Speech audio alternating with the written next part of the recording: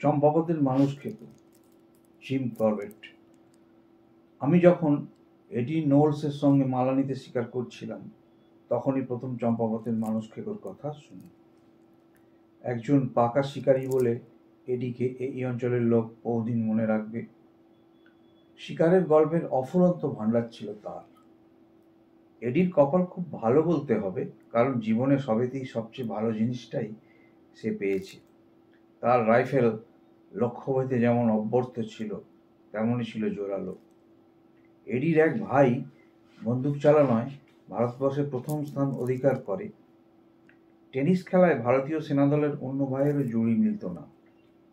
সুতরাং এডি যখন আমাকে জানালো যে তার শালাকে এ নাকি পৃথিবীর একজন শ্রেষ্ঠ শিকারী, গভর্নমেন্ট চম্পাবতের মানুষকে মারার ভার দিয়েছেন, তখন নিশ্চিন্ত হয়ে ভাবলাম যে বাঘটির দিন ফুরিয়ে এসেছে। আশ্চর্যের কথা, বাঘটি কিন্তু মারা পড়ল না। 4 বছর পরে আমি যখন নৈনিতালে যাই, তখন তো সে সরকারের রীতিমতো ভাবনার কারণ হয়ে উঠেছে। বাঘ শিকারের জন্য পুরস্কার ঘোষণা করা হয়েছিল, আলাদা করে শিকারীর বন্দোবস্ত করা হয়েছিল, আলমোড়া থেকে গুর্খার দল পর্যন্ত আনানো হয়েছিল। এত চেষ্টা সত্ত্বেও বাঘের উপদ্রব তো কমলই না, বরং সাংঘাতিকভাবে বেড়ে চলল। শেষ পর্যন্ত জানা গেল যে সেটি বাঘিনী। নেপাল থেকেই সে পাকা নরখাদক হিসেবে কুমায়ুনে আসে। নেপালে সে 200 মানুষ মেরেছিল। তারপর একদল সশস্ত্র গুর্খা তাকে নেপাল থেকে তাড়িয়ে দেয়। যে 4 বছর সে কুমায়ুনে ছিল, সেই 4 বছরে আরো 234টি লোককে সে ঘায়েল করে। নৈনিতালে ফেরার অল্পদিন পরে বার্থুট যখন আমার সঙ্গে দেখা করলেন, তখনই এইরকম ব্যাপার। বার্থুট ছিলেন নৈনিতালের ডেপুটি কমিশনার। এখন তিনি মৃত। হলদোয়ানির এক অখ্যাত কবরে তার শেষ চিহ্ন দেখা যাবে। সেই সময় সকলেই তাঁকে ভালোবাসত এবং শ্রদ্ধা করত। সুতরাং তিনি যখন আমাকে জানালেন মানুষ খেকো বাঘটি তার জেলার লোকেদের কিরকম নাজেহাল করছে এবং তার কতখানি দুশ্চিন্তার কারণ হয়ে দাঁড়িয়েছে, তখন আমি প্রতিশ্রুতি দিলাম যে এরপর কোনো মানুষ মারার খবর পেলেই চম্পাবত রওনা হব। অবশ্য আমি 2টি শর্ত করলাম। প্রথমত, পুরস্কারের ঘোষণা বাতিল করে দেয়া হবে। দ্বিতীয়ত, অন্য সব শিকারীদের আলমোড়া থেকে সরিয়ে ফেলা হবে। আমি কেন যে শর্ত 2টি করলাম তা আশা করি বিশদ করে বলতে হবে না, কারণ পুরস্কারের লোভে বাঘ শিকার করার অগৌরব কোনো শিকারীই চান না, আর অন্যের গুলিতে আহত হওয়াটাও খুব বাঞ্ছনীয় নয়। এই শর্তগুলি মেনে নেওয়া হলো। সপ্তাহখানেক পরে একদিন ভোরবেলা বার্থুট আমার সঙ্গে দেখা করে জানালেন রাত্রিবেলা রানার খবর দিয়ে গেছে যে দাবিধুরা এবং ধুনাঘাটের মধ্যে পালি বলে এক গ্রামে বাঘ একটি মেয়েকে মেরেছে। হয়তো খুব অল্প সময়ের নির্দেশে রওনা হতে হবে এই ভেবে আমি আগে থাকতেই ক্যাম্পের সাজ সরঞ্জাম বয়ে নিয়ে যাওয়ার জন্য 6টি লোক ঠিক করেছিলাম। ভোরবেলা রওনা হয়ে প্রথম দিন 17 মাইল হেঁটে ধারিতে পৌঁছানো গেল। পরদিন সকালে জল খাবার খেলাম মার পৌলাতে। রাতটা কাটলো দাবিধুরাতে। তার পরের সন্ধ্যায়, অর্থাৎ মেয়েটি মারা যাবার 5 দিনের দিন, পালি গ্রামে পৌঁছলাম। গ্রামে স্ত্রী, পুরুষ, শিশু ইত্যাদি মিলে জন 50 লোক হবে। কি দারুণ আতঙ্কের মধ্যেই না তারা ছিল। আমি যখন পৌঁছলাম তখন যদিও বেলা যায়নি, তবু দেখলাম গ্রামশুদ্ধ লোক ঘি নেটে বাড়ির মধ্যে বসে আছে। আমার লোকজন উঠানে আগুন জ্বালিয়ে চা তৈরি করলো। আমি এক পেলা চা নিয়ে বসেছি, এমন সময় অতি সন্তর্পণে এক এক করে দরজা ফাঁক হলো এবং ঘর থেকে ভয়চকিত লোকগুলো একে একে বেরিয়ে এলো। শুনলাম 5 দিন ধরে কেউ বাড়ির চৌকাঠ পেরোয়নি। উঠোন যা নোংরা হয়েছিল তাতেই বোঝা গেল কথাটা সত্যি। খাবার দাবারও প্রায় ফুরিয়ে এসেছে। বাঘটাকে না মারলে কিংবা তাড়িয়ে দিতে না পারলে লোকে না খেতে পেয়েই মারা যাবে। বাঘ যে কাছে পিঠেই কোথাও আছে একথা স্পষ্টই বুঝলাম। গত 3 রাত্রি ঘর বাড়ি থেকে 100 গজ দূরের রাস্তায় তার ডাক শোনা গেছে এবং সেই দিনই তাকে গ্রামের নিচের দিকে চষা খেতে দেখতে পাওয়া গেছে। গ্রামের মোড়ল খুব খাতির করে আমার জন্য একটি ঘর ছেড়ে দিল, কিন্তু ঘরের বাহিদার যেহেতু আমরা 8 জন এবং ঘরের একমাত্র দরজাটি নোংরা উঠোনের দিকে, আমি ঠিক করলাম বাইরেই রাত কাটাবো। রাতের জন্য যে সামান্য খাবার ছিল তাই খেয়ে নিয়ে আমার লোকজনদের নিরাপদে ঘরে ঢুকিয়ে দিয়ে আমি রাস্তার ধারে একটি জায়গা বেছে নিলাম। সেখানে গাছে পিঠ দিয়ে সারা রাত্রির পাহারা আরম্ভ হলো। গ্রামের লোকেরা বলেছিল যে এই বাঘ এই রাস্তা দিয়ে যাতায়াত করে। আকাশে পূর্ণিমার চাঁদ থাকতে ভাবলাম যে বাঘটাকে যদি দেখতে পাই তাহলে গুলি করার একটা সুযোগ পাব। শিকারের ধান্দায় অনেক রাতে আমি বাইরে কাটিয়েছি, কিন্তু মানুষকে খুব আগের জন্য রাত কাটানো এই প্রথম। আমার সামনের সমস্তটুকু পথ জ্যোৎস্নায় আলো হয়েছিল, কিন্তু এপাশ ওপাশ লম্বা লম্বা গাছের ছায়ায় অন্ধকার। রাত্রের হাওয়ায় যখন গাছের ডালপালা এলোমেলো হয়ে উঠেছিল তখন ছায়াগুলিও কাঁপছিল। আমি যেন তার মধ্যে 5-6টা বাঘের তেড়ে আসা মূর্তি দেখতে পাচ্ছিলাম। এইভাবে বাঘের খপ্পরে নিজেকে তুলে দেওয়ার জন্য নিজের বোকামিতে নিজেরই রাগ হচ্ছিল। গ্রামে ফিরে যাওয়ার সাহস আর আমার ছিল না, আর যে কাজের ভার নিজে থেকেই বেছে নিয়েছিলাম তা করে ওঠাও যেন সাহসে কুলোচ্ছিল না। যত না ভয়ে তত শীতে দাঁত ঠক ঠক করতে করতে সারা রাত্রি বসে রইলাম। আমার সামনেকার বরফ ঢাকা পাহাড় যখন ভোরের আবছা আলোয় ফুটে উঠতে আরম্ভ করেছে তখন আমি হাঁটুর উপর মাথা রেখে চোখ বুঝলাম। ঘণ্টাখানেক পরে লোকজন যখন আমাকে আবিষ্কার করলো তখন আমি গভীর ঘুমে অচেতন। সারা রাত্রি বাঘের টিকিটিও দেখতে পাই। আমি অক্ষত দেহে বেঁচে আছি দেখে গ্রামের লোকেরা খুব অবাক হয়ে গেল। এর আগে যেসব জায়গায় বাঘ মানুষ মেরেছে সেই জায়গাগুলো দেখিয়ে দেওয়ার জন্য আমি অনেক সাদাসাদি করলাম, কিন্তু এতে তাদের ঘোরতর আপত্তি। কোন কোন জায়গায় লোক মরেছে তারা উঠানে দাঁড়িয়ে আঙুল দিয়ে দিয়ে দেখিয়ে দিল। যে ঘটনাটির কথা শুনে আমি এখানে আসি সেটা ঘটে গ্রামের পশ্চিম দিকের এক পাহাড়ে। মেয়েটি মারা যাওয়ার দিন যারা তার সঙ্গী ছিল ব্যাপারটা সম্বন্ধে খবরাখবর জানাবার জন্য তাদের খুব উৎসাহ দেখা দিল। দুপুরের খানিক আগে তারা দল বেঁধে বেরোয় এবং মাইলখানেক যাওয়ার পর পাতা কাটার জন্য গাছে চড়ে। সেই মেয়েটি এবং আরো দুজন নালার ধারে একটি গাছ বেছে নেয়। আমি পরে দেখলাম নালাটা 10-12 ফুট চওড়া এবং 4 ফুট মতো গভীর। দরকার মতো পাতা কেটে নিয়ে মেয়েটি গাছ থেকে নেমে আসছিল, এমন সময় বাঘ চুপি চুপি এসে পিছনের পায়ে ভর দিয়ে দাঁড়িয়ে মেয়েটির পা চেপে ধরে। গাছের ডাল থেকে মেয়েটির হাত খসে যায়, তারপর নালার মধ্যে টেনে নিয়ে গিয়ে বাঘ তার পা ছাড়ে। মেয়েটি যখন উঠে দাঁড়াবার জন্য চেষ্টা করছিল তখন বাঘ আবার তার গলা চেপে ধরে। মেয়েটিকে মারার পর বাঘ লাফিয়ে নালার উপর ওঠে এবং ঘন ঝোপের আড়ালে লুকিয়ে পড়ে। গাছে যে দুটি মেয়ে ছিল তাদের চোখের সামনেই সমস্ত ব্যাপারটা ঘটে। দলের অন্য সকলেও সবকিছু দেখেছিল। বাঘ মেয়েটিকে মুখে করে যেই চোখের আড়াল হলো অমনি মেয়েরা দৌড়ে পালালো গায়ের দিকে। পুরুষেরা তখন দুপুরে ভাত খাওয়ার জন্য বাড়ি এসেছে। সকলে জড়ো হয়ে পেতলের বাসন বাজিয়ে প্রচন্ড আওয়াজ করতে করতে মেয়েটিকে উদ্ধারের জন্য চলল। পুরুষেরা দলের সামনে, মেয়েরা পিছনে। সেই নালায় পৌঁছে জল্পনা কল্পনা আরম্ভ হলো, এখন কি করা যায়। কিন্তু 30 গজ দূরের ঝোপ থেকে বাঘের বিকট গর্জনে বাধা পড়ল।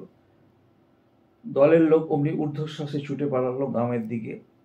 সুস্থভাবে নিঃশ্বাস নেওয়ার অবস্থা হলে লোকেরা ওর ঘাড়ে দোষ চাপাতে শুরু করলো। একজন অপরজনকে বলল, তুই প্রথম পালিয়েছিলি, আমরা তো পরে।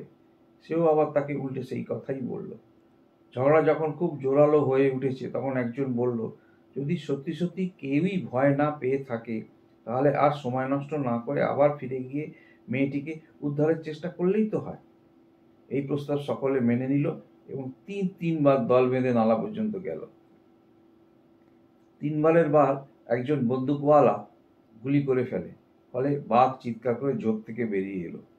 এরপর সকলে মেয়েটির উদ্ধারের আশা ত্যাগ করলো। খুব বুদ্ধিমানের কাজ করেছিল সন্দেহ নেই। আমি বন্দুকধারীকে জিজ্ঞেস করলাম, সে যখন গুলি ছুড়লই তখন ওপরের দিকে ফাঁকা আওয়াজ না করে ঝোপের মধ্যে গুলি করলো না কেন? লোকটি বলল, একে বাঘটা রেগেছিল, তার উপর যদি সে গুলি করতো তাহলে বাঘটা তাকে মেরেই ফেলত। সেদিন সকালে আমি 3 ঘন্টা ধরে গ্রামের আশপাশে ঘুরলাম বাঘের কোনো হদিশ পাওয়া যায় কিনা তার খোঁজে। বাঘের সঙ্গে হঠাৎ দেখা হয়ে যেতে পারে এই আশা এবং আশঙ্কা দুই মনের মধ্যে ছিল। একটা অন্ধকার নালার কাছে যখন কতকগুলি ঝোপ দেখছি তখন তার মধ্যে থেকে হঠাৎ এক ঝাঁক পাখি উড়ে পালালো। চমকে গিয়ে আমার হৃৎপিণ্ড তো প্রায় বন্ধ হয়ে যায়। একটা বাদাম গাছের তলায় আমার খাবার জায়গা তৈরি হয়েছিল। খাবার পর গাঁয়ের মোড়ল বলল আমি যেন ফসল কাটার সময় পাহারা দিই। আমার সামনে যদি ফসল কাটা না হয় তাহলে নাকি আর ফসল কাটাই হবে না, কারণ লোকে এত ভয় পেয়েছে যে বাড়ি ছেড়ে কোথাও নড়তে চাইছে না। আধ ঘন্টাটা পর আমার লোকজন ও গ্রামের সমস্ত লোক মিলে কাজে লেগে গেল। রাইফেলের গুলি ভরে নিয়ে আমি পাহারা দিতে লাগলাম। সন্ধ্যের মধ্যে 5টা মাঠের ফসল জড়ো করা হয়ে গেল। বাড়ির কাছে ছোট্ট দু চিলতে জমি বাকি রইল কেবল। মোড়ল বলল যে পরের দিন ওটুকু বন্দোবস্ত করতে কোনো বেগ পেতে হবে না। ইতোমধ্যে গ্রামের নোংরা অনেক সাফ করা হয়ে গেছে, আর আমার একলার জন্য একটি ঘরের বন্দোবস্তও হয়েছে, যাতে বাঘ না আসতে পারে কিন্তু হাওয়া আসে। এই রকম করে ঘরের দরজা কাঁটা চোখ দিয়ে আটকে রেখে আমি শুয়ে পড়লাম। আগের রাত্রি জেগে কাটালো শোধ ভালো মতো তুলতে হবে তো। আমি আসাতে লোকের মনে আবার সাহস ফিরে আসছিল, কিন্তু ওরা কিছুতেই জঙ্গলে আমাকে নিয়ে যেতে রাজি হলো না। অথচ জঙ্গল পরীক্ষা করে দেখার ব্যাপারে ওদের সাহায্য না পেলেই নয়। এই লোকগুলি আশেপাশের সমস্ত জমির প্রতিটি ফুট চেনে এবং কোথায় আমি বাঘটাকে পেতে পারি ইচ্ছে করলেই দেখিয়ে দিতে পারে। বাঘের পায়ের দাগ টাগ কোথায় দেখতে পাওয়া যেতে পারে এ সম্বন্ধে নির্ভুল খবর তারাই দিতে পারে। মানুষকে জন্তুটা যে বাঘ ছাড়া আর কিচ্ছু নয় সে সম্বন্ধে কোনো সন্দেহ ছিল না, তবে সেটা বুড়ো না বাচ্চা, মাদি না মদ্দা সে খবর জানা যায়নি। এসব খবর জানা যেতে পারে বাঘের পায়ের দাগ পরীক্ষা করে। বাঘের খোঁজ পেতে গেলে এই খবরগুলো জানা চাই। পরদিন সকাল সকাল চা খেয়ে নিয়ে গ্রামের লোকেদের বললাম আমার লোকজনের জন্য মাংস দরকার।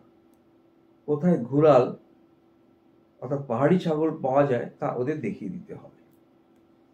আমাদের গ্রামটি পূব পশ্চিমে লম্বা একটা পাহাড়ের পিঠে। রাস্তায় যেখানে আমি রাত কাটিয়েছিলাম ঠিক তার নিচে উত্তর দিকে পাহাড় খাড়া নেমে গেছে। মাঝে মাঝে টুকরো টুকরো ঘাসের জমি। এইসব ঢালু ঘাসের জমিতে অজস্র ঘুরাল চড়ে বেড়ায়। অনেকেই আমাকে জায়গাটা দেখিয়ে দিতে রাজি হলো। আমি খুব বেশি উৎসাহ না দেখিয়ে মাত্র 3টি লোক বেছে নিলাম এবং গ্রামের মোড়লকে বললাম যে ঘুরাল যদি সত্যি অজস্রই পাওয়া যায় তাহলে আমার লোকজনের জন্য একটা ছাড়াও গ্রামের লোকেদের জন্য 2টো মেরে আনবো। রাস্তা পার হয়ে আমরা একটা খুব খাড়া জায়গা বেয়ে নেমে এলাম। সজাগ দৃষ্টি মেলে চারদিকে লক্ষ্য রাখছিলাম, কিন্তু কিছুই চোখে পড়ল না। আধ মাইল নিচে এক জায়গায় নালাগুলো এসে মিশেছে। এখান থেকে ডান দিকের ঘাসে ঢাকা ঢালু জমি বেশ স্পষ্টভাবে দেখা যায়।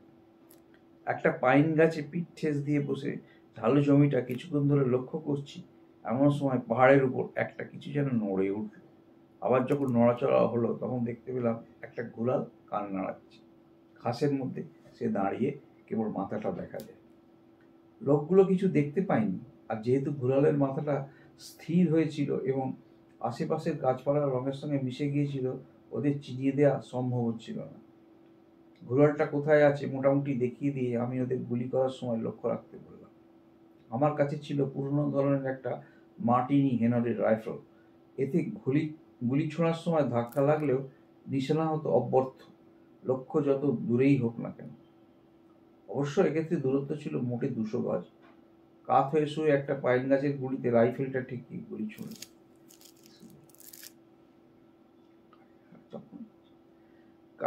কার্তুজের ধোঁয়ায় চোখের সামনে একেবারে অন্ধকার হয়ে গেল। লোকগুলো বলল যে গুলিতে কোনো ফল হয়নি, বোধহয় আমি একটা পাথরকে কিংবা একরাশ শুকনো পাতাকে টিপ করেছি।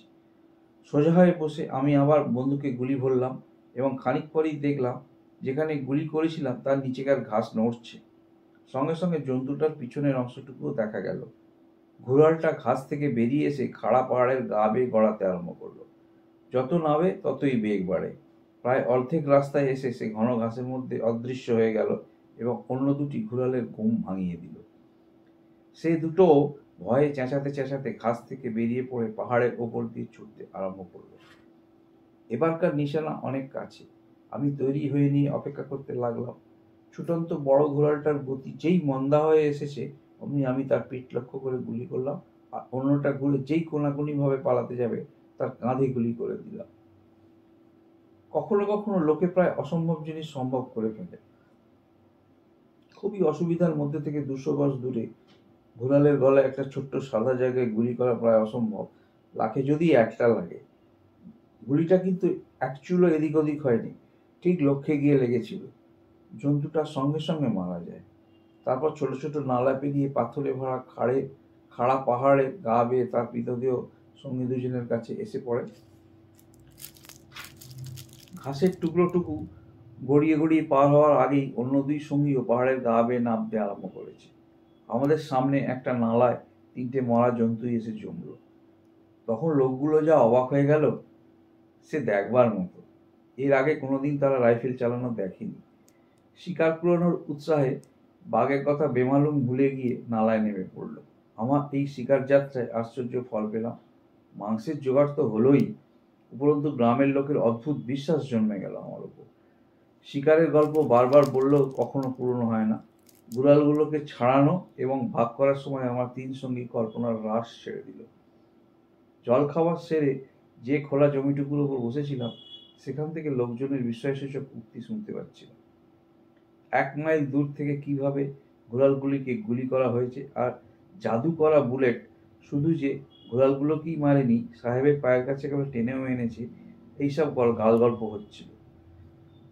দুপুরে খাওয়া দাওয়ার পর মোড়ল আমাকে জিজ্ঞাসা করলো আমি কোথায় যেতে চাই এবং আমার সঙ্গে কতজন লোক দিতে চাই। সঙ্গে যাওয়ার জন্য সকলেই ব্যস্ত, কিন্তু আমি পুরনো সঙ্গীদের 2জনকে বেছে নিলাম। এরপর যেখানে সর্বশেষ বাঘের হাতে মানুষ মারা গেছে সেদিকে রওনা হলাম।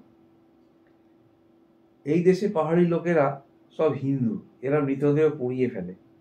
যখন বাঘে কাউকে নিয়ে যায় তখন তার আত্মীয়ের কর্তব্য হলো মৃতদেহের কিছু অংশ, কয়েক টুকরো হাড় হলেও তাই উদ্ধার করে এনে দাহক্রিয়া সম্পন্ন করা। আমরা যখন রওনা হলাম তখন মৃত ব্যক্তির আত্মীয়রা মৃতদেহের কিছুটা অংশ অন্তত নিয়ে আসার অনুরোধ জানালো। ছোটবেলা থেকে বন জঙ্গলের সাংকেতিক চিহ্ন লক্ষ্য করা আমার অভ্যাস।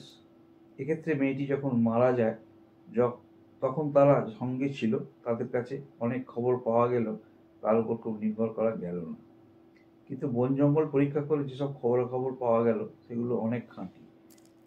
ঘটনাস্থল গিয়ে দেখলাম যে বাঘ চুপিসারে এসে পড়তে পারে মাত্র একটি পথ দিয়ে, নালা দিয়ে উঠে। নালা একটু খোঁজাখুঁজি করে খানিকটা মিহি জমির উপর বাঘের পায়ের দাগ দেখতে পেলাম। এই জমি দুটি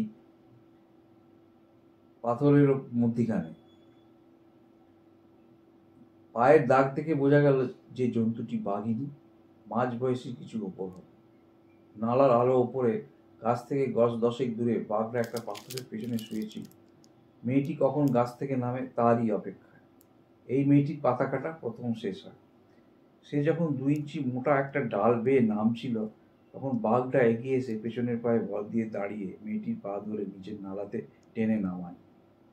গাছের ডাল দেখে বোঝা গেল কিরকম মরিয়া হয়ে মেয়েটি গাছ আঁকড়ে ধরেছিল, কারণ যেখানে তার হাত থেকে গাছের ডাল ছেড়ে যায় এবং হাতের পাতা পড়ে যায় সেখানে তখনও তার হাতের এবং আঙুলের চামড়া লেগেছিল।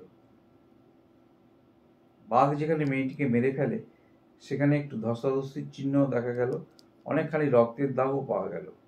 এখান থেকেই রক্তের স্পষ্ট দাগ নালা পার হয়ে ওপারে পৌঁছেছে। বাঘ যে জায়গায় নালা ছেড়ে উঠে গেছে সেখান থেকে দাগ ধরে ধরে আমরা যে ঝোপে বাঘ মেয়েটিকে খেয়েছে সেখানে পৌঁছলাম। সাধারণের বিশ্বাস বাঘ মানুষের মাথা কিংবা হাত পা খায় না। এ ধারণা ভুল। বাধা না পেলে বাঘ সবই খাবে, এমনকি রক্তমাখা কাপড় চোপড় খেতে আমি নিজেই একবার দেখেছি, কিন্তু সে অন্য গল্প, পরে বলা যাবে। এবার আমরা মেয়েটির রক্তমাখা কাপড় এবং কয়েক টুকরো হাড় পেলাম। সেগুলোকে খানিকটা পরিষ্কার কাপড়ে জড়িয়ে নেওয়া হলো। খুব কম হলেও দাহের কাজ এতেই চলবে। দাহের ফলে মৃতদেহের ছাই গঙ্গা নদীর জলে পৌঁছানোর ব্যবস্থা হয়। চায়ের পর আর এক জায়গায় যাওয়া হলো। এখানেও এক শোচনীয় ঘটনা ঘটেছিল।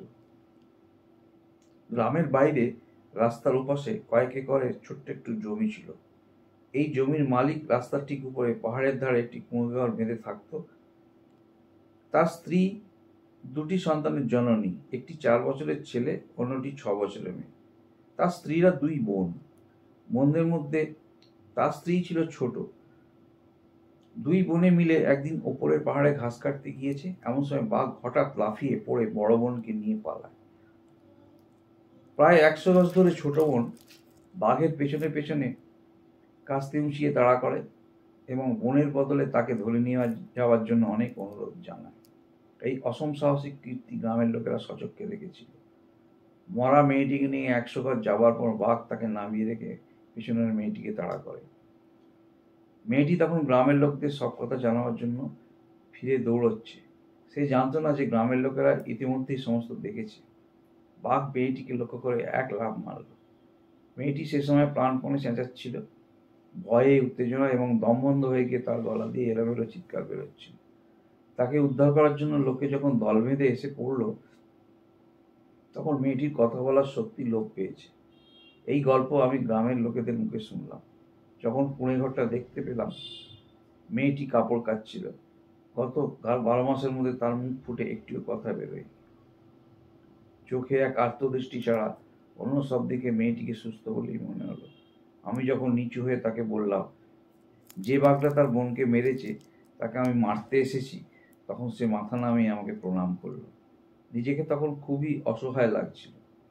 মনে হচ্ছিল আমি যেন প্রতারণা করছি। সত্যি সত্যি বাঘ মারতে এসেছিলাম, কিন্তু যে বাঘের এরকম দুর্নাম যে সে একই জায়গায় কখনো দুবার মানুষ মারে না, মরা মানুষের কাছে দ্বিতীয়বার ঘেঁষে না, এবং যার রাজ্য মাইলের পর মাইল ছড়ানো, তাকে গুলি করার চেষ্টা খড়গাদায় ছুঁচ খুঁজে পাওয়ার মতোই অসম্ভব।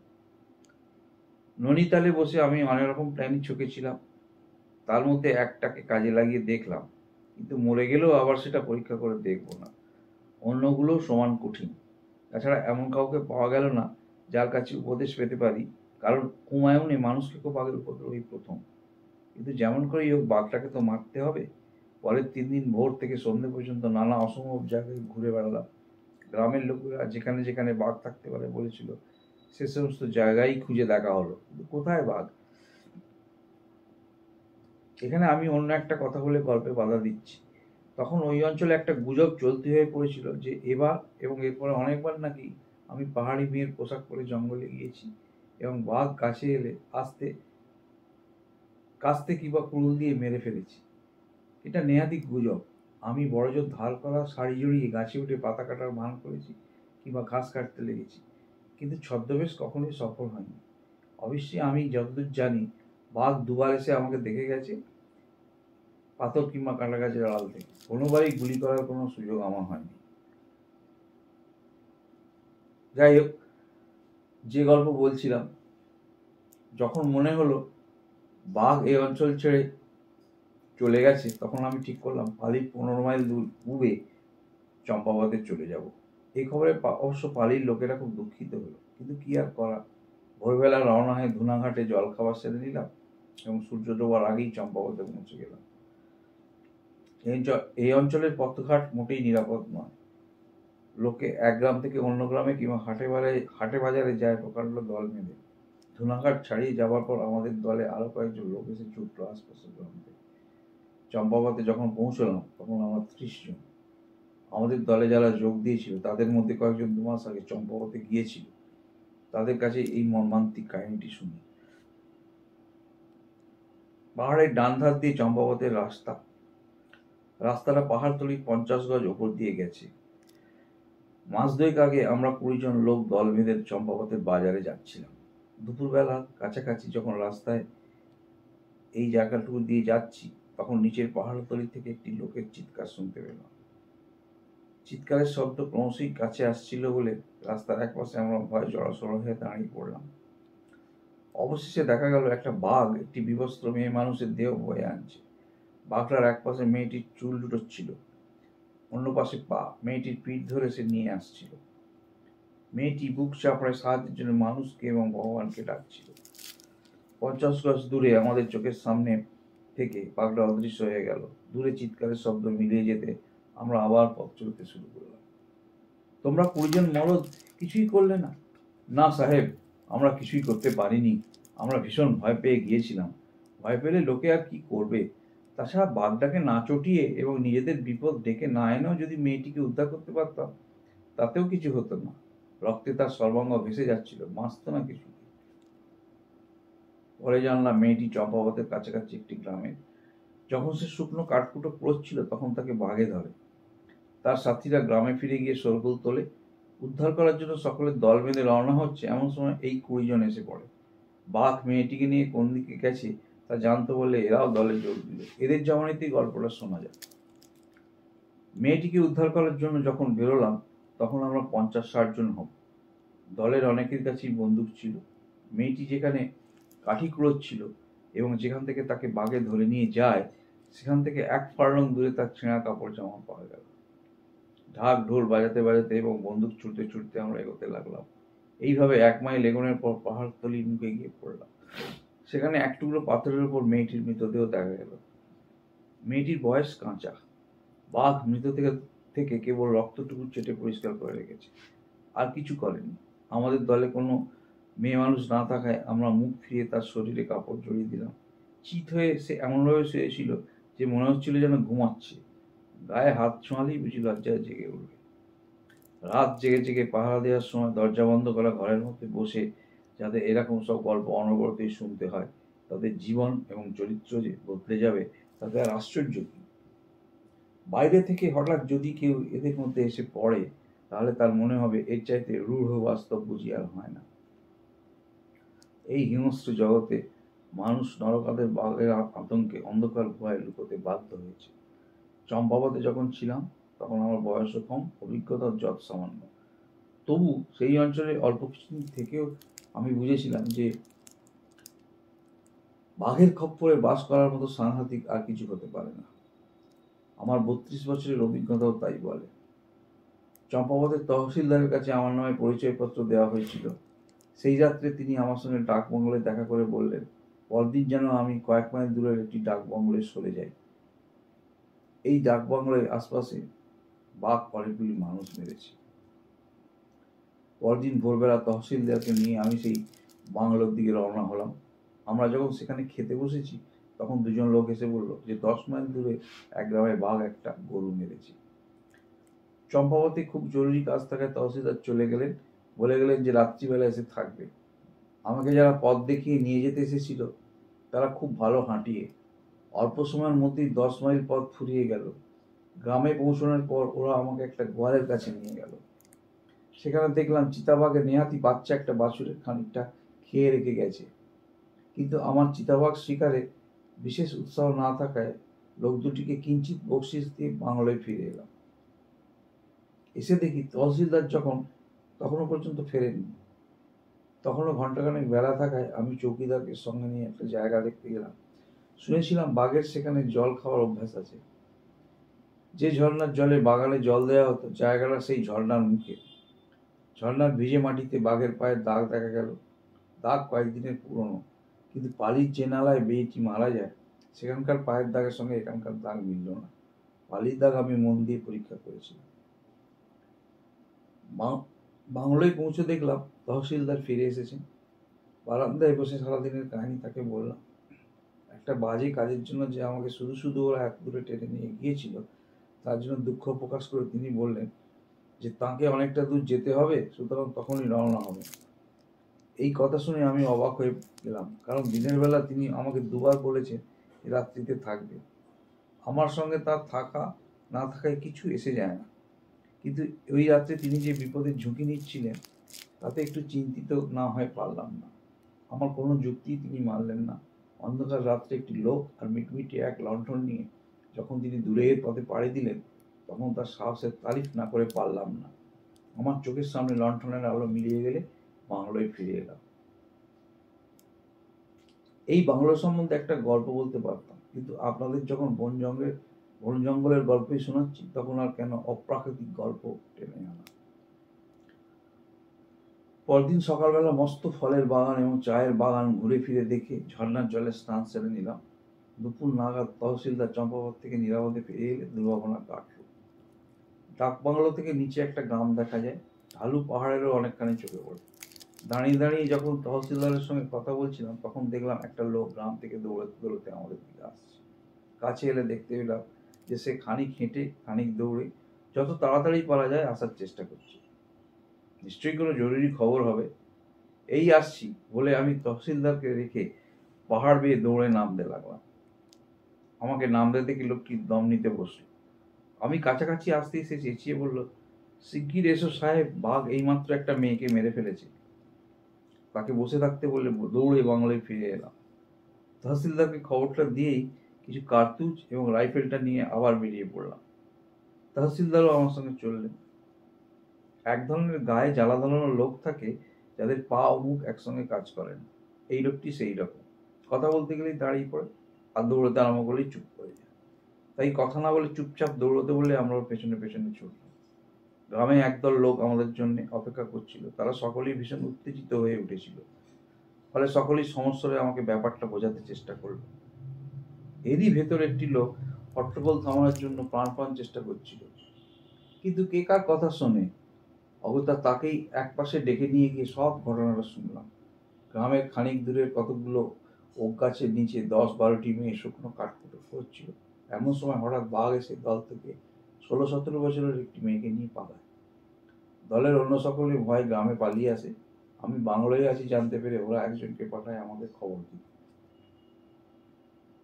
আমি যার সঙ্গে কথা বলছিলাম তার স্ত্রীও দলের মধ্যে ছিল।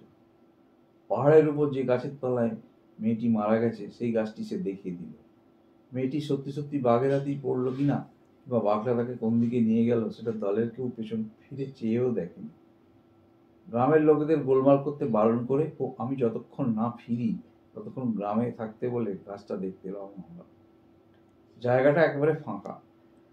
ভেবে অবাক হলাম কি করে বাঘের মতো এত বড় একটা জন্তু 12 জনের অজান্তে সেখানে আসতে পারলো এবং কেমন করেই বা সকলের চোখের আড়ালে অতক্ষণ থাকতে পারলো।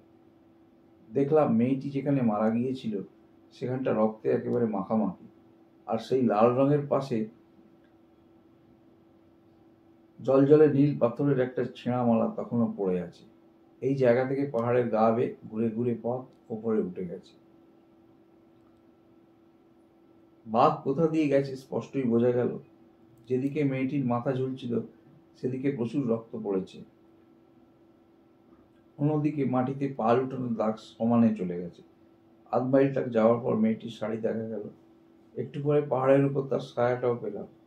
বাঘ এবারেও একটি বিবস্ত্র নারীকে বয়ে নিয়ে গেছে, তবে মরে গিয়ে সে লজ্জার হাত থেকে নিষ্কৃতি পেয়েছে, এই যা সান্ত্বনা। পাহাড়ের উপর রাস্তা গেছে কাঁটা গাছের মধ্যে দিয়ে। কাঁটা ঝোপের জায়গায় জায়গায় মেয়েটির কালো চুল আটকে আছে দেখতে পেলাম। ঝোপ পার হয়েই একটা বিছুটি বন, এর মধ্যেই বাঘটা ঢুকে গেছে। বিছুটি বন কি করে পার হবো ভাবছি, এমন সময় পেছনে কার পায়ের শব্দ শুনতে পেলাম। তাকিয়ে দেখি একটা লোক রাইফেল নিয়ে আমার দিকে আসছে। আসার সময় গ্রামের লোকেদের বারবার বলে এসেছিলাম কেউ যেন না আসে, তবু কেন সে এলো এই কথা জিজ্ঞেস করে লোকটি জানালো তহসিলদার তাকে আমার সঙ্গে আসতে বলেছেন এবং তহসিলদারের কথা অমান্য করার সাহস তার নেই। তহসিলদারের কথা যখন সে না শুনে ছাড়বে না তখন আর এ নিয়ে বাদানুবাদ করে সময় নষ্ট করা সমীচীন মনে হলো না। ওকে পায়ের ভারী বুট জুতো খুলে রাখতে বললাম। জুতো জোড়া খুলে ঝোপের মধ্যে লুকিয়ে রাখলে পর ওকে আমার কাছাকাছি থেকে পেছনের দিকে নজর রাখতে বলে দিলাম। আমার পরনে ছিল হাফ প্যান্ট, মোজা এবং পাতলা একজোড়া রবারের জুতো। যখন দেখলাম বিছুটি বন ভুলে যাওয়ার কোনো উপায় নেই তখন ঠিক করলাম তার মধ্যে দিয়েই যাব। বিছুটি বনের পর রক্তের দাগ বাঁ দিকে বেঁকে পাহাড়ের নিচে নেমে গেছে। পাহাড়ি বাঁশ এবং ঝোপঝাড়ে পাহাড়তলি ভর্তি। সখানেক গজ যাওয়ার পর রক্তের দাগ খুব সরু এবং গভীর একটা নালার মধ্যে পড়েছে। এখান দিয়ে যেতে বাঘের যে বেশ কষ্ট হয়েছে বিস্তর ধসা মাটি ও পাথর দেখেই তা বোঝা গেল। নালাটা ধরে 500-600 গজ এগোলাম। যতই এগোই আমার সঙ্গীও ততটাই উত্তেজিত হয়ে পড়ে। 10-12 বার সে আমায় চেপে ধরে ফিসফিস করে পড়ল। কাছাকাছি সে বাঘের শব্দ শুনতে পেয়েছে। পাহাড়ের অর্ধেকটা নেমে এসে আমরা একটা উঁচু ঢিবি পেলাম। ইতিমধ্যেই লোকটির শিকার দেখার স্বাদ বেশ ভালোভাবেই মিটে গেছে। তাই ওকে বললাম আমি ফিরে আসা না পর্যন্ত যেন ঢিবিটায় চড়ে বসে থাকে। ও তো এই প্রস্তাবে হাঁফ ছেড়ে বাঁচল। কোনো রকমে কসরত করে যখন উঠে বসেছে আমি তখন নালা ধরে আবার নিচের দিকে নামতে লাগলাম। ঢিবিটাকে প্রদক্ষিণ করে নালাটা প্রায় 100 গজ মতো খাড়া নেমে গেছে। এইখানে বাঁদিক থেকে একটা খাদ এসে তার সঙ্গে মিশেছে, আর এই দুয়ের সংযোগস্থলে একটা ছোট ডোবা। কাছে আসতে দেখলাম ডোবার এদিকে চলে চাপ চাপ রক্ত। বাঘ মেয়েটাকে সোজা এইখানে এনে রেখেছিল। আমি আসতে তার খাওয়ায় বাধা পড়েছে। এখানে ওখানে হাড়ের টুকরো ছড়িয়ে পড়ে আছে, আর বাঘের পায়ের চাপে যেসব গর্ত হয়ে গিয়েছিল তাতে আস্তে আস্তে লাল রঙা জল এসে জমেছে। জলের কাছে একটা জিনিস পড়ে থাকতে দেখে প্রথমটা একটু অবাক হয়েছিলাম। কাছে এসে দেখি সেটা একটা মানুষের পা। জীবনে আমি অনেক বাঘ মেরেছি, কিন্তু এরকম মর্মান্তিক দৃশ্য আর কখনো চোখে পড়েনি। নিটোল সুন্দর একটি পা, হাঁটুর একটু নিচ থেকে এমন পরিষ্কারভাবে কামড়ে কাটা যে মনে হয় পুরুলের ঘাই বুঝি কেউ কেটেছে। আর সেই খণ্ডিত পা থেকে তাজা রক্ত তখনও টিপ টিপ করে ঝরছে। তাকিয়ে থাকতে থাকতে আমি বাঘের কথা বেমালুম ভুলে গিয়েছিলাম। হঠাৎ খেয়াল হলো দারুণ বিপদের মধ্যে রয়েছি। রাইফেলটা তাড়াতাড়ি তুলে ধরে ট্রিগারে আঙুল দিলাম। আমার সামনে একটা 15 ফুট উঁচু পাড় ছিল।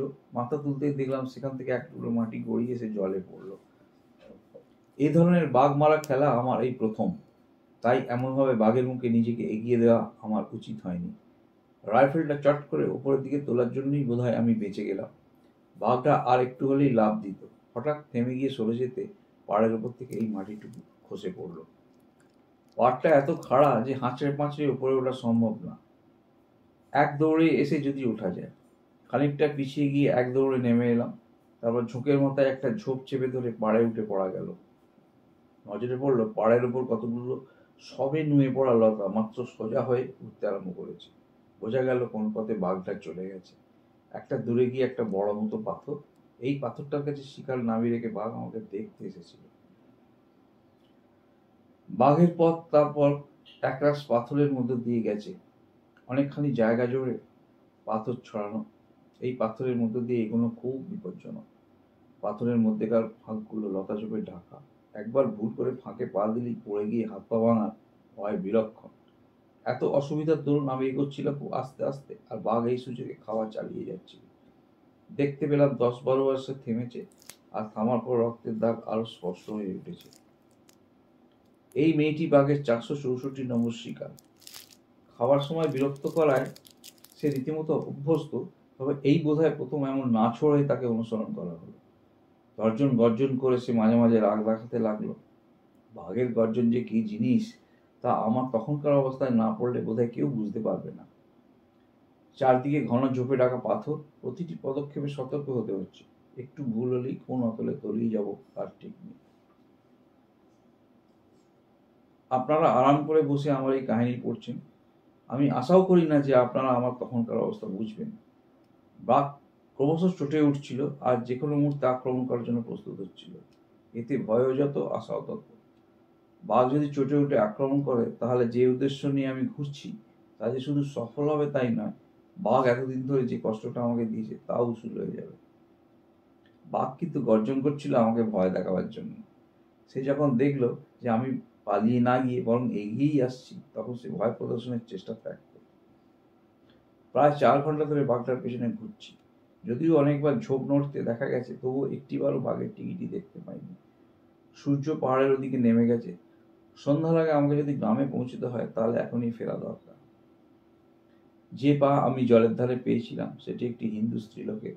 দাহ কাজের জন্য শরীরের খানিকটা অংশ দরকার বলে ওই পাই মাটি চাপা দিয়ে রাখলাম, যাতে বাঘ না খেয়ে ফেলে এবং সময় মতো খুঁজে পাই।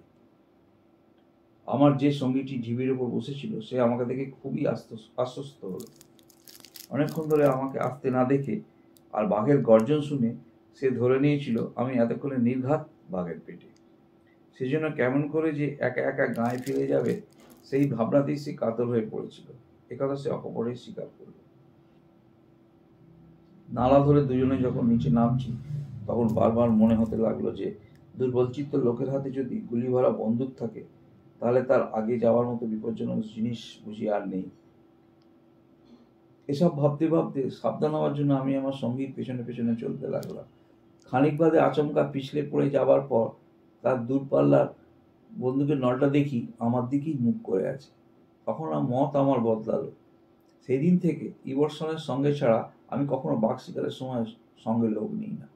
কারণ সঙ্গী যদি নিরস্ত্র অবস্থায় থাকে তাহলে তাকে রক্ষা করা দুরূহ হয়ে পড়ে, আর সে যদি সশস্ত্র থাকে আরো কঠিন হয় নিজেকে রক্ষা করা। পাহাড়ের মাথায় যেখানে লোকটি জুতো লুকিয়ে রেখেছিল সেখানে পৌঁছে আমি একটা সিগারেট ধরিয়ে বসে বসে ভাবতে লাগলাম পরের দিন কি করা যায়। বাঘেরই নিশ্চয়ই শিকারের বাকি অংশটুকু আজ রাত্রি রেখে শেষ করবে এবং কালকের দিনটা উঁচু ঢিবির আড়ালে বিশ্রাম নেবে। বাঘের আস্তানায় তাকে গুলি করার সম্ভাবনা খুবই কম। আর যদি মারতে না পেরে শুধু বাঘটাকে বিরক্ত করি, তাহলে হয়তো এই অঞ্চল ছেড়ে সে চলেই যাবে, আর তাকে খুঁজে পাবো না। শেষ পর্যন্ত স্থির করলাম, যদি বিট দেওয়ার মতো যথেষ্ট লোক জোগাড় করা যায়, তাহলে জঙ্গলে বিট দেওয়াই হচ্ছে একমাত্র উপায়। এক বিস্তীর্ণ পর্বতমালার দক্ষিণ ধার ঘেঁষে আমি বসেছিলাম। কাছে পিঠে কোথাও বসতির চিহ্ন মাত্র নেই। একটা ছোট নদী পশ্চিম দিক থেকে এসে নিচে নেমে গেছে, ফলে পর্বতমালার মধ্যে এক গভীর উপত্যকার সৃষ্টি হয়েছে। পূব দিকে গিয়ে কঠিন পাথরের ধাক্কা খেয়ে নদীটা একটা সরু খাদের ভেতর দিয়ে বাইরে চলে গেছে। আমার সামনেকার 2000 ফুট উঁচু পাহাড়টি ছোট ছোট ঘাসে ঢাকা। এখানে আবার এক আধটা পাইন গাছ। আর পূব দিকের পাহাড়টা এত খাড়া যে ঘোড়াল ছাড়া আর কোনো জন্তুর পক্ষেই সেখানে ওঠানামা করা সম্ভব নয়।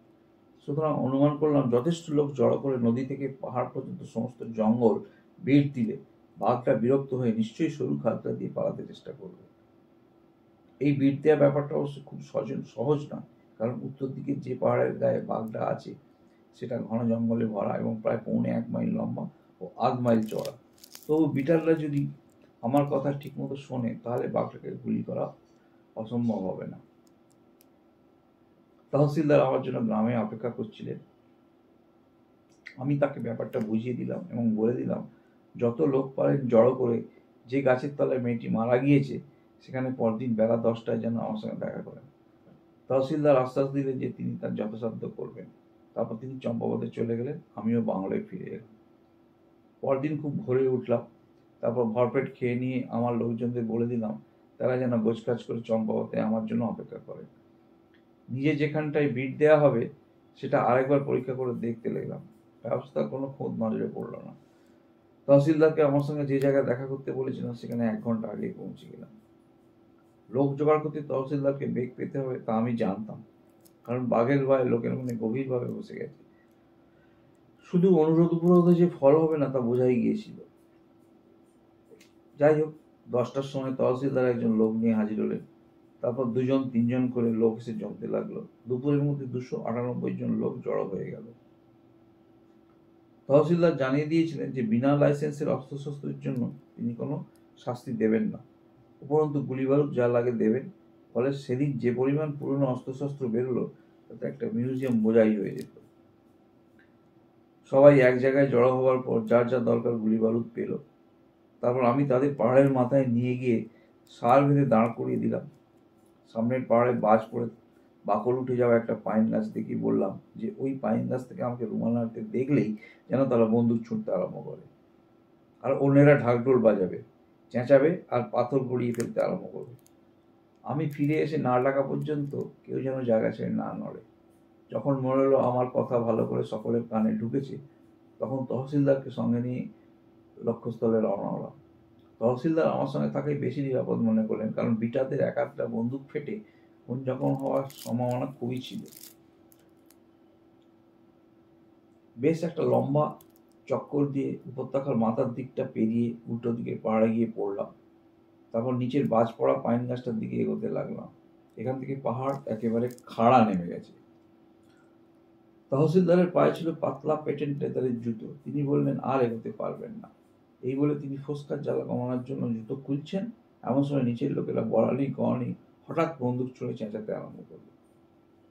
ওরা ভেবেছিল আমি বুঝি ওদের সংকেত করতে ভুলেই গেছি। খাদ থেকে আমি তখনও 150 গজ দূরে। এই পথটুকু পার হতে 10-12 বার পড়ে যে ঘাড় ভাঙিনি তার একমাত্র কারণ আমি পাহাড়েরই মানুষ এবং যে কোনো পাহাড়ি জন্তুর মধ্যেই স্বচ্ছন্দে পাহাড়ে চলাফেরায় অভ্যস্ত। পাহাড় বেয়ে ছুটে নিচে নামছি, হঠাৎ খাদের মুখে এক টুকরো সবুজ জমি নজরে পড়ল। এর চেয়ে আর কোনো ভালো জায়গা খুঁজে বার করবার সময় তখন ছিল না। সুতরাং সেই ঘাস জমির ওপরই পাহাড়ের দিকে পিঠ করে বসে পড়লাম। 2 ফুট উঁচু ঘাসে আমাদের অর্ধেকটা ঢাকা পড়ল। নড়াচড়া না করে চুপচাপ বসে থাকতে পারলে বাঘের নজরে না পড়বারই কথা। আমার সামনে বিট দেয়া পাহাড়, যে খাদ দিয়ে বাঘ পালাবে বলে আশা করছিলাম সেটা আমার পেছনে বাঁ দিকে। ওই হট্টগোলে ওদিকটা তখন সরগরম হয়ে উঠেছে। বন্দুক ছোড়ার প্রচন্ড আওয়াজের সঙ্গে সঙ্গে ঢাকঢোল বাজানোর উদ্দাম শব্দ আর শতাধিক লোকের গলা ফাটানো চিৎকার। শোরগোল যখন চরমে উঠেছে তখন দেখা গেল বাঘ 100-3 গজ দূরে দুটো খাদের মাঝখানে এক টুকরো ঘাসে ঢাকা জমি দিয়ে নেমে আসছে। কয়েক পা মাত্র সে এগিয়েছে, এমন সময় তহসিলদার তার বন্ধুকে দুটো ঘোড়ায় টিপে দিলেন। আওয়াজ শুনেই বাঘটা ঝট করে ঘুরে দাঁড়িয়ে যেদিক দিয়ে এসেছিল সেই দিকে সোজা ছুট লাগলো। সে যখন ঘন ঝোপের আড়ালে মিলিয়ে যাচ্ছে, তখন আমি রাইফেল উঁচু করে মরিয়া হয়ে গুলি ছড়লাম।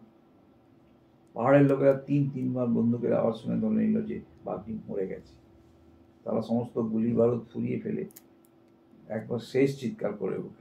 আমি রুদ্ধশ্বাসে অপেক্ষা করতে লাগলাম বাঘকে ফিরে আসতে দেখে। কতক্ষণে পাহাড়ের লোকগুলো আটকে উঠল। ওদের বিপদের আশঙ্কায় আমারই বুক কাঁপছিল। হঠাৎ বাঁদিকের ঝোপ থেকে বেরিয়ে এক লাফে জল পার হয়ে বাঘটা সোজা কাদের দিকে ছুটে এল। সঙ্গে সঙ্গে আমার 500 পয়েন্টের কর্ডাইট রাইফেল থেকে গুলি ছুটল। বাঘটা যখন থমকে দাঁড়ালো, তখন ভাবলাম বুঝি আমার গুলি ওর পিঠের উপর দিয়ে চলে গেছে আর পালানোর পথ বন্ধ থেকে বাঘটা দাঁড়িয়ে পড়েছে। আসলে লক্ষ্যে আমার কোনো ভুল হয়নি, কেবল গুলিটা লেগেছে বাঘের একটু পিছনের দিকে। গুলি খেয়ে বাঘটা মাথা হেঁট করে অর্ধেক ঘুরে দাঁড়ালো, ফলে 30 গজেরও কম দূর থেকে ঠিক তার ঘাড় বাড়ার আরেকটা গুলি করার সুযোগ পেলাম। দ্বিতীয় গুলিটি খেয়েও বাঘ একটু নড়ে উঠে কান নিচু করে সাদা দাঁত বের করে এক জায়গায় দাঁড়িয়ে রইল। কাঁধে রাইফেল ঠেকিয়ে রেখে আমি ভাবতে চেষ্টা করলাম এরপর কি করব। আমার রাইফেলে আর গুলি ছিল না, 3টি মাত্র কার্তুজ এনেছিলাম। দুটোর বেশি গুলি করার সুযোগ পাবো বলে কখনোই মনে হয়নি। তৃতীয় কার্তুজটি এনেছিলাম বিপদের সময় ব্যবহারের জন্য। কিন্তু বরাত ভালো, আহত বাঘ আক্রমণের চেষ্টা থেকে বিরত ছিল। সে আস্তে আস্তে ঘুরে দাঁড়ালো, তারপর ডান দিকে জল পার হয়ে গোটাকত বড় পাথরের ওপর চড়তেই পাহাড়ের ঢালু গা বেয়ে ওঠা একটা সরু খাড়া পথ দেখতে পেল। বাইরের দিকে ঝুঁকে থাকা প্রকাণ্ড একটা সমতল পাথরের মুখে গিয়ে পথটা শেষ হয়েছে। পাথরটা যেখানে পাহাড়ের চূড়ায় গিয়ে মিশেছে সেখানে একটা ঝোপের কাছে গিয়ে বাঘটা প্রাণপণে তার ডালপালা ছিঁড়তে আরম্ভ করলো। কথা বলায় বিপদ আছে জেনেও চেঁচিয়ে তহসিলদারকে তার বন্দুকটা এনে দিতে বললাম। উত্তরে তিনিও চেঁচিয়ে কি যেন বললেন, আমি পা ছাড়া তার মধ্যে আর কোনো কথা শুনতে পেলাম না। অগত্যা নিজের রাইফেলটা মাটিতে নামিয়ে রেখে দৌড়ে গেলাম তহসিলদারের কাছে। তাঁর হাত থেকে বন্দুকটা ছিনিয়ে নিয়ে ফিরে এলাম। আমি জলের কাছে পৌঁছতেই বাঘলা ঝোপ ছেড়ে পাথরের উপরে উঠে আমার দিকে এগোতে লাগলো। সে যখন মাত্র 20 ফুট দূরে, তখন বন্দুকটা তুলতে গিয়ে দেখি বন্দুকের নল আর কুঁদোর মাঝখানে প্রায় 3.8 ইঞ্চি ফাঁক। ভয়ে প্রাণ শুকিয়ে গেল। তবু ভাবলাম ইতিপূর্বে যখন দুটো ঘোড়াই টেপা হয়েছিল তখন তো বন্দুকটা ফাটেনি, এবারেও না ফাটতে পারে। তবে বন্দুকের ধাক্কায় চোখে অন্ধকার দেখার ভয় আছে। কিন্তু এই ঝুঁকিটুকু না নিলেই নয়, তাই বাঘের হাঁ করা মুখ লক্ষ্য করে আমি গুলি ছুড়লাম। হয় আমার হাত নড়ে গিয়েছিল, নয়তো 20 ফুট দূরে ঠিকমতো একটি গুলি লাগাবার যোগ্যতা বন্দুকটার ছিল না। যাই হোক, গুলি বাঘের মুখে না লেগে লাগলো ডান দিকের থাবায়, ফলে আমি নখ দিয়ে সেই গুলি বার করেছিলাম। সৌভাগ্যক্রমে বাঘটার দম ফুরিয়ে এসেছিল, তাই ওই সামান্য আঘাতেই মুখ থুবড়ে পড়ল। পাথরটার একদার দিয়ে তার মাথাটা বেরিয়ে রইল, আর সে নড়ল। বাঘটার লুকোনো জায়গা ছেড়ে খাড়ির দিকে রওনা হওয়ার পর থেকে বিটারদের কথা আমার মনেই ছিল না। হঠাৎ তাদের চিৎকার শোনা গেল, ওই ওই পাথরটার ওপর টেনে নামো ব্যাটাকে, এসব সবাই মিলে বাচাদনকে এবার কেটে টুকরো টুকরো করে ফেলি। টুকরো টুকরো করে কেটে ফেলার কথা আমি প্রথমটা বিশ্বাসই করতে পারিনি, কিন্তু আমার শুনতে ভুল হয়নি, কারণ ইতিমধ্যে অন্যরাও বাঘটাকে দেখতে পেয়েছিল। তাদের চিৎকার পাহাড়ের চারদিক থেকে ভেসে আসতে লাগে। যে পাহাড় বেয়ে চোট খাওয়া বাঘ পাথরটার উপর এসে পড়েছিল সেটা ছিল বিটারদের উল্টো দিকে, এবং তাতে পা রাখার মতো সামান্য জায়গা ছিল। আমি যেই পাথরটায় পৌঁছে বাঘের উপর গিয়ে পড়লাম, অমনি জঙ্গল থেকে লোকজন বন্দুক, কুড়ুল, মরচে পড়া তলোয়ার এবং বল্লম নাচাতে নাচাতে ছুটে এলো। বাঘটা সত্যি সত্যি মরেছে কিনা তার ঢিল মেরে পরীক্ষা করে দেখারও সময় পেলাম না। 12-14 ফুট উঁচু পাথরটার কাছে এসে ওরা থেমে গেল, কারণ নদীর স্রোতে পাথরটার গা এত পিছলে ছিল যে পায়ের একটি আঙুল রাখা পর্যন্ত জোর ছিল না। মরা বাঘটাকে দেখে ওরা কি পরিমাণ উত্তেজিত হয়ে উঠেছিল তা সহজেই অনুমেয়। ওদের মধ্যে এমন একজনও ছিল না যে বাঘটার হাতে কোনো না কোনোভাবে কষ্ট পেয়েছে। একটি লোক তো একেবারে পাগল হয়ে গেছে বলেই মনে হলো। সেই ওদের পালের গোদা, একটা তলোয়ার নিয়ে লম্ফঝম্প করতে করতে সে চেঁচাচ্ছিল, আমার বউ আর দুটো বেটাকে খেয়েছে এই ডাইনি। দঙ্গল হলে যা হয়ে থাকে শেষ পর্যন্ত তাই হলো। দপ করে যেমন তারা জ্বলে উঠেছিল, নিভেও গেল তেমনি সহজেই। যে লোকটির বউ আর দুটো ছেলে মারা গেছে সেই প্রথম অস্ত্র সংবরণ করে বলল, আমরা আমাদের দুশ্মনকে দেখে পাগল হয়ে গিয়েছিলাম সাহেব, দোষ নেবেন না। আপনার কাছে আর তহসিলদার সাহেবের কাছে মাপ চাচ্ছি। ভালো গুলিটা বার করে নিয়ে আমি বাঘটার গায়ের ওপর বন্দুক নামিয়ে রাখলাম। তারপর দু হাতে ভর দিয়ে ঝুলে পড়ে ওনাদের সাহায্যে নিচে নেমে পড়লাম। কেমন করে পাথরটায় চড়তে হবে তা যখন ওদের দেখিয়ে দিলাম, তখন ওরা বাঘটাকে আস্তে আস্তে ধরাধরি করে নামিয়ে একটা খোলা জায়গায় রাখলো। তারপর সকলে মিলে ভিড় করে দাঁড়িয়ে বাঘটাকে দেখতে পেল। বাঘটা যখন পাথরের উপর দাঁড়িয়ে আমার দিকে তাকাচ্ছিল, তখনই লক্ষ্য করেছিলাম যে তার মুখে কিছু গন্ডগোল আছে। এবার আমি মুখটা পরীক্ষা করে দেখলাম যে তার উপরের এবং নিচের গজদাঁত ভাঙা, উপরেরটা অর্ধেক, নিচেরটা সবটাই। বন্দুকের গুলি লেগে দুটো দাঁতই সে জন্মের মতো খুঁড়িয়েছে, ফলে তার পক্ষে জন্তু জানোয়ার মেরে স্বাভাবিকভাবে খাদ্য জোগাড় করা যখন অসম্ভব হয়ে পড়েছিল, তখন সে মানুষ মারা হয়। লোকগুলো আমাকে অনুরোধ জানালো আমি যেন তক্ষুনি ছাল ছাড়িয়ে না ফেলি। ওদের ইচ্ছা রাত পর্যন্ত যেন বাঘটা ওদের জিম্মায় থাকে, যাতে মরা বাঘটাকে ওরা গায়ে বয়ে নিয়ে যেতে পারে।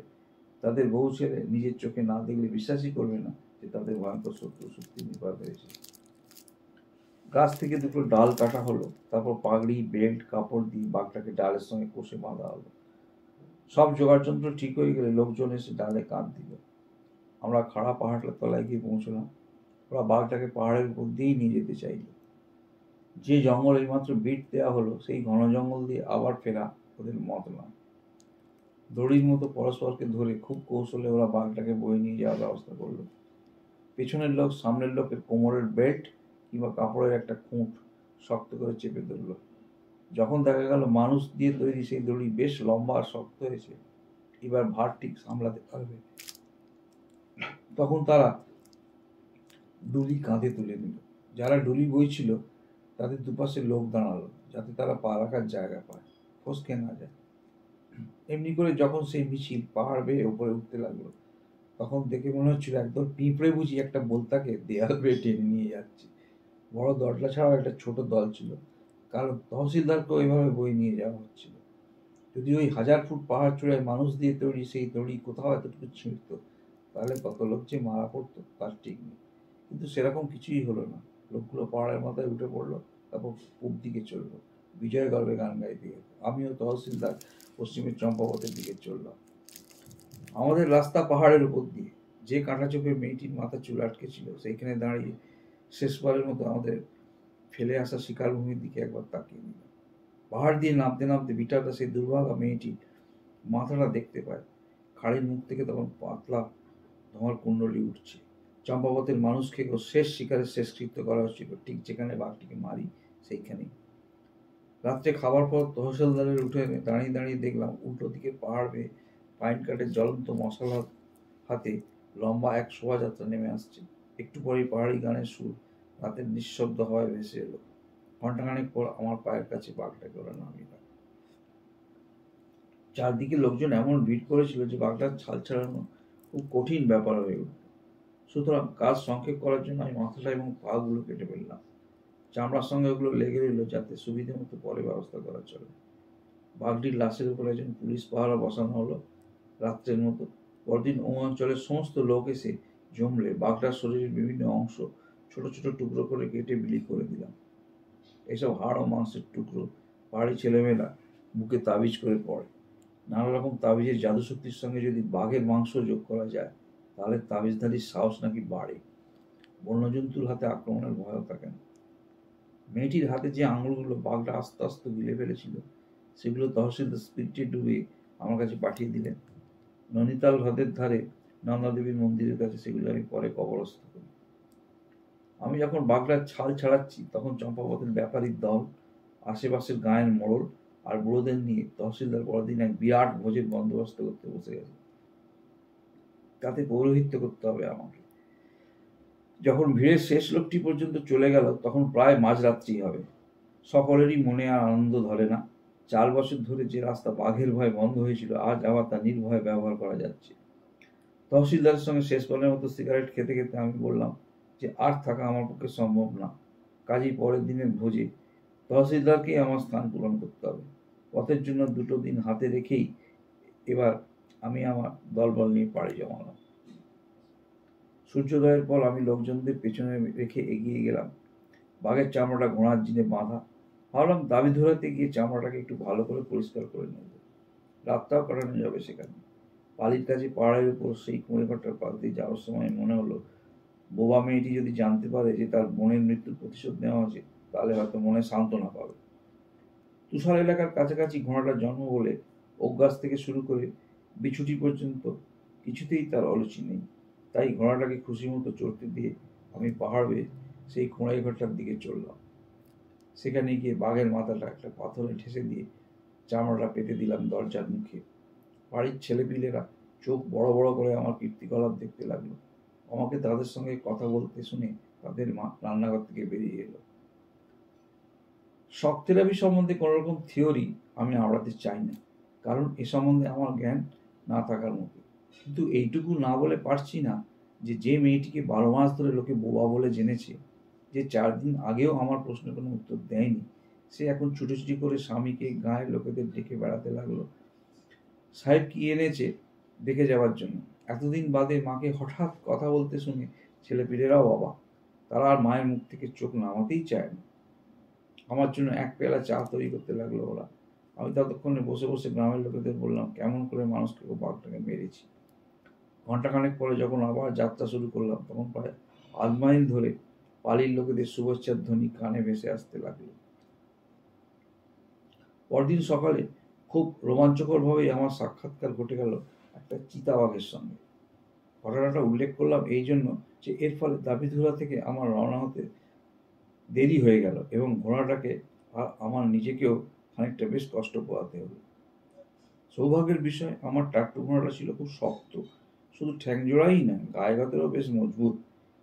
চড়াইয়ে ওঠার সময় লেজ চেপে ধরি, সিধে রাস্তায় পিঠের ওপর চেপে বসে থাকি, আর ঢালু রাস্তায় নেমে ওর পিছনে পেছনে ছুটি। নৈনিতাল পর্যন্ত 45 মাইল রাস্তা এভাবে 9 ঘন্টায় পৌঁছে গেলাম। কয়েক মাস পরে নৈনিতালের এক দরবারে যুক্তপ্রদেশের গভর্নর স্যার জন হিউয়েট চম্পাবতীর তহসিলদারকে একটা বন্দুক এবং যে লোকটি আমার সঙ্গে মেয়েটির খোঁজে গিয়েছিল তাকে একটি সুন্দর শিকারি ছুরি উপহার দিলেন। দুটো অস্ত্রেই স্মারকলিপি খোদাই করা ছিল, মূল্যবান চিহ্ন হিসেবে দুই পরিবারে নিশ্চয়ই পুরুষানুক্রমে জিনিস দুটোর আদর হবে।